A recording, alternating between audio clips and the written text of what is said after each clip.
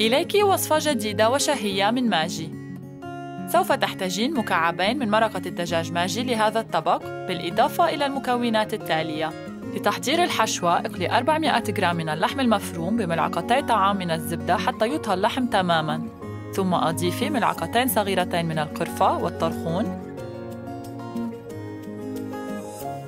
وكوب من الزبيب،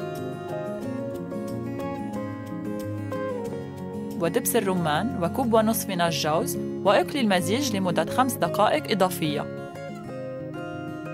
أضيفي كوب ونصف من الأرز نصف المطبوخ إلى المزيج، وأبعد المقلاة عن النار. مدي أوراق الدوالي على مساحة مسطحة واضعة وجهها اللامع إلى الأسفل، وأزيلي أي عروق ظاهرة. ضعي القليل من الحشوة في الوسط، واطوي جوانب الأوراق ولفيها.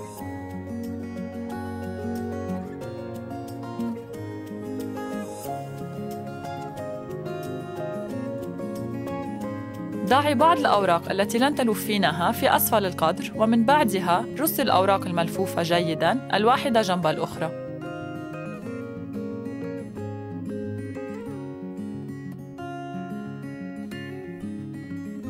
أضيفي مكعبين من مرقة الدجاج ماجي لتضمني الطعم اللذيذ، وكمية كافية من الماء لتغطي الأوراق.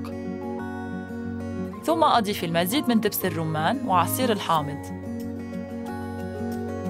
ضعي طبق ثقيل على وجه القدر حتى تحافظ الأوراق الملفوفة على شكلها. اتركي الأوراق لتغلي على درجة متوسطة لمدة ساعة حتى تصبح طرية. أخرجي الأوراق من القدر وضعيها في طبق.